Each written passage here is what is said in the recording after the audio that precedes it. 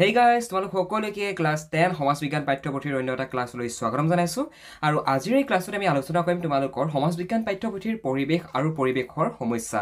এই যেটো particular lesson আছে এই লেসনটোৰ পৰা তোমালোকৰ কেনেকুৱা ধৰণৰ MCQ মানে মাল্টিপল চয়েস কুৱেশ্যনছ এনেকুৱা ধৰণৰ প্ৰশ্ন তোমালোকৰ HSLC নতুবা ক্লাছ 10ৰ ফাইনেল ইয়া হাফ ইয়াৰলিত আহিব পৰা চান্স আছে। আজিৰ এই ক্লাছত আমি সকলোখিনি কথা ডিসকাশন কৰিম।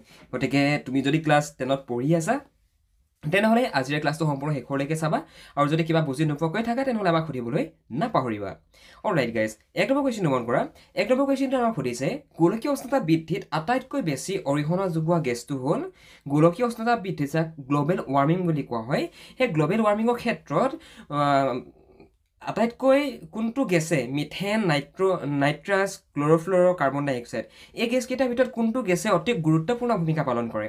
ইয়াৰ শুদ্ধ উত্তৰটো হৈছে কাৰ্বন ডাই অক্সাইড গেছে। ক্ল'ৰ'ফ্ল'ৰ কাৰ্বন CFC এইটো বাৰু অজন স্তৰৰ ডিষ্ট্ৰয় হোৱাত এইটো হেৰি আহে, ইয়াৰ প্ৰভাৱ তাত পৰে মানে, কিন্তু ক্ল'ৰ'ফ্ল'ৰ বুলি বহুতে লিখে কিন্তু ক্ল'ৰ'ফ্ল'ৰ নহয়। গোলকীয় উষ্ণতা বৃদ্ধিত আটাইতকৈ বেছিকৈ হেল্প কৰা গেছটোৰ নামে হৈছে কাৰ্বন ডাই অক্সাইড। বুজিলা? CFC নহয় হা, কাৰ্বন ডাই অক্সাইড। স্থলমণ্ডলে ভূপৃষ্ঠৰ প্ৰায় কিমান শতাংশ আগুৰি আছে? মানে স্থলমণ্ডলে এইটো এইখন পৃথিৱী, এই পৃথিৱীখনৰ কিমান পাৰ্চেণ্টত স্থল আছে, কিমান পাৰ্চেণ্টত মাটি আছে আৰু কিমান পাৰ্চেণ্টত পানী আছে, তো সেইটোকে সুধিছে। তো এইটো প্ৰশ্নত সুধিছে এইখন পৃথিৱীৰ কিমান পাৰ্চেণ্টত মাটি আছে। ইয়াৰ অপশ্যন দিছে 29, 39, 59, 71। ইয়াৰ শুদ্ধ উত্তৰটো হৈছে 29%, অৰ্থাৎ এক নম্বৰটো এইটো হৈছে ইয়াৰ শুদ্ধ উত্তৰ। মানে এই পৃথিৱীখনৰ 100%ৰ প্ৰায় 29% ঠাইত মাটি আছে, বাকী 71ত কি আছে? পানী আছে। গম পালা? অ'কে, নেক্সটটো মন কৰা। জলমণ্ডলে ভূপৃষ্ঠৰ কিমান অংশ আগুৰি আছে?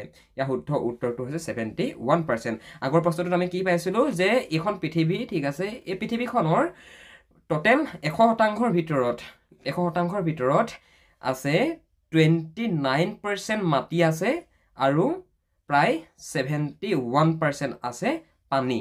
29% লেণ্ড আছে অৰ্থাৎ মাটি আছে আৰু 71% কি আছে? পানী আছে অৰ্থাৎ ৱাটাৰ আছে। অ'কে, ইয়াৰ শুদ্ধ অপশ্যনটো হৈছে 71 অৰ্থাৎ এইটো, এইটো। বুজিলা? অ'কে, নেক্সটটো মন কৰা। 1977 চনৰ ৰাষ্ট্ৰসংঘৰ মৰুকৰণ সম্বন্ধীয় সন্মিলনখন ক'ত বহিছিল? 1977 চনত ৰাষ্ট্ৰসংঘৰ মৰুকৰণ সম্বন্ধীয় সন্মিলনখন ক'ত বহিছিল?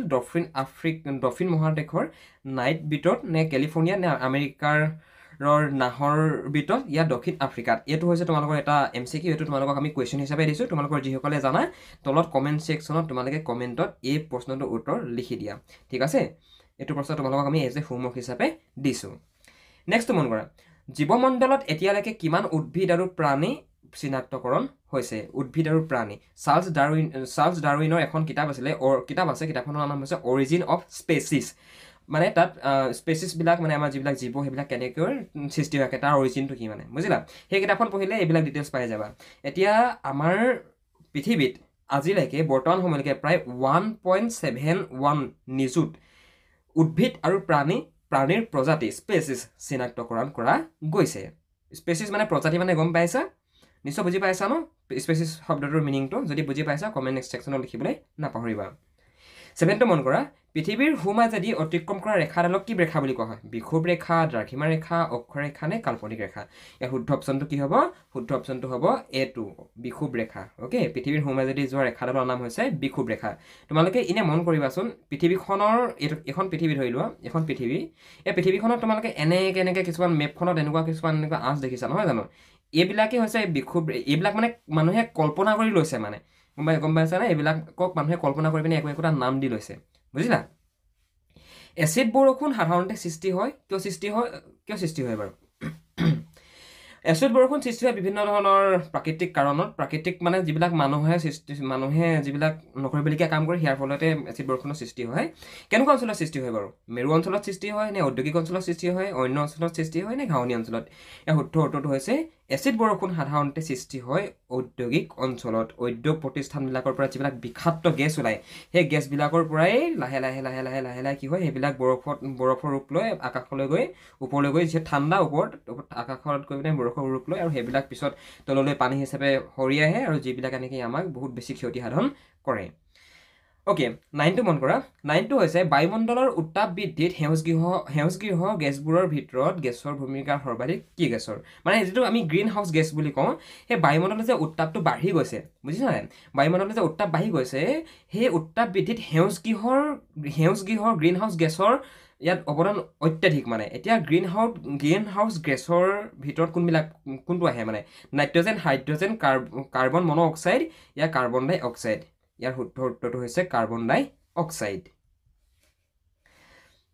নেক্সট মন কৰা বায়ুমণ্ডলৰ উত্তাপ বৃদ্ধিত সেউজগৃহ গেছবিলাকৰ ভিতৰত এইটো সেম এইটো একেটাই হয় ঠিক আছে এইটো তোমালোকৰ 2017 চনত আহিছিল সেইকাৰণে ইয়াত দুবাৰ দিয়া গৈছে ইয়াত কাৰ্বন ডাই অক্সাইডে হ'ব ওকে তলৰ গেছবোৰৰ ভিতৰত কোনটো গোলকীয় উত্তাপ বৃদ্ধিৰ বাবে দায়ী নহয় ওকে তলৰ গেছবোৰৰ ভিতৰত কোনটো গোলকীয় উত্তাপ বৃদ্ধিৰ বাবে দায়ী নহয় প্ৰশ্নটো অকমান ক্ৰিটিকেল লগাই দিছে গম পাইছা নাই ইয়াত কাৰ্বন ডাই অক্সাইডটো দায়ী হয় গ্লোবেল ৱাৰ্মিঙৰ কাৰণে গোলকীয় উষ্ণতা বৃদ্ধিৰ কাৰণে ওকে মিথেনটো দায়ী হয় নাইট্ৰাছ অক্সাইড এইটো দায়ী হয় মানে গোলকীয় উষ্ণতা বৃদ্ধিৰ ক্ষেত্ৰত কিন্তু অজনটো দায়ী নহয় অজন হৈছে মানে অজন যিটো গেছ অজন গেছটো আমাৰ পৃথিৱীৰ মানে বায়ুমণ্ডলতো ওপৰত থাকে আৰু অজন গেছে কি কৰে সূৰ্যৰ পৰা এইটো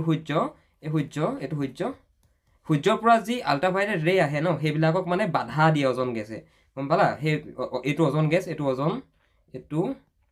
অজন গেছ ঠিক আছে এইটো অজন গেছৰ লেয়াৰ আৰু সূৰ্যৰ পৰা যিবিলাক আল্ট্ৰাভায়োলেট ৰে আহে সেইবিলাকক অজন গেছে বাধা দিয়ে বুজিলা কিন্তু বৰ্তমান সময়ত কি হৈছে মানুহে যিহেতু CFC ক্লৰ'ফ্ল'ৰ কাৰ্বন এই ক্লৰ'ফ্ল'ৰ কাৰ্বনৰ মাত্ৰাটো বাঢ়ি যোৱাৰ কাৰণে এই CFC গেছে কি কৰে অজনৰ যিবিলাক অণুবিলাক ভাঙি দিয়ে ফলত অজন গেছৰ এই যিটো স্তৰটো লাহে লাহে নাইকিয়া হ'বলৈ ধৰিছে বুজি পালানে বাৰু আৰু নাইকিয়া হ'বলৈ ধৰাৰ ফলত কি হৈছে মানুহৰ স্কিন কেঞ্চাৰৰ নিচিনা বিভিন্ন ধৰণৰ বেমাৰ ষ্টাৰ্ট হৈছে ওকে গাইজ নেক্সটটো মন কৰা পৃথিৱীৰ বয়স কিমান বাৰু পৃথিৱীৰ বয়স কিমান ইয়াৰ শুদ্ধ অপশ্যন হৈছে B2 পৃথিৱীৰ বয়স প্ৰায় বৰ্তমান 4600 নিযুত বছৰ পুৰণি পৃথিৱীখনৰ বয়স টোটেল হৈছে 4600 নিযুত বছৰ বুজিলা কিমান পুৰণা দেখিছানে বাৰু পৃথিৱীখন ওকে নেক্সটটো মন কৰা নেক্সটটো হৈছে জলমণ্ডলে ভূপৃষ্ঠৰ কিমান শতাংশ আগুৰি আছে এইটো আমি ষ্টাৰ্ট কৰিয়ে গৈছোঁ জলমণ্ডলে ভূপৃষ্ঠৰ প্ৰায় 71% 71% আগুৰি গৈছে তোমালোকে এডোখৰতে এটা ইম্পৰ্টেণ্ট পইণ্ট মনত ৰখাই থৈ দিবা 100%ৰ ভিতৰত এইটো 100% টোটেল এখন পৃথিৱীখন 100% ধৰি লোৱা গৈছে এই 100%ৰ প্ৰায় 71%ত আছে মাটি আছে 71% আৰু 29 100ৰ পৰা 71 গ'লে কিমান থাকিব 29 থাকিব 29 এই 29%ত আছে পানী ঠিক আছে এইটো হৈছে ল্যান্ড LAND এইটো হৈছে WATER ওয়াটাৰ বুজিলা তো 100ৰ ভিতৰত এই সিস্টেমটো মনত ৰখাই থৈ দিবা 100ৰ ভিতৰত মাটি কিমান আছে পানী কিমান আছে বুজিলা এইটো তোমালোকৰ পৰীক্ষাত আহি থাকে যদি আহি যায় তেনেহলে লিখিব পাৰিব লাগিব ওকে গাইজ আই থিংক তোমালোকে কথাবিলাক বুজি পালা বাকি শিল্প বিপ্লৱ কেতিয়া আৰম্ভ হৈছিল এইবিলাক তোমালোকৰ বেলেগ MCQ হয় এইবিলাক আমি পিছত ডিসকাশন কৰিম যদি ক্লাছটো ভাল পালা এটা লাইক কৰিব নাপাহৰিবা আৰু যদি তোমালোকে বন্ধু বান্ধৱীৰ লগত শ্বেয়াৰ কৰা নাই তেনেহলে শ্বেয়াৰ কৰিবা আৰু যদি তোমালোকে ক্লাছ 10 সোশিয়েল সায়েন্সৰ কমপ্লিট কোৰ্সটো বিচৰা কোৰ্সটোৰ লিংক ডেসক্ৰিপচনত দিয়া গৈছে য'ত তোমালোকৰ সোশিয়েল সায়েন্স সাবজেক্টটো কমপ্লিট পঢ়াই দিছো গতিকে যিসকল ইন্টাৰেষ্টেড হোৱা যিসকলে পাৰচেজ কৰিব পাৰা বেছি প্ৰাইচ নহয় 499 रुपीस হয় অনলি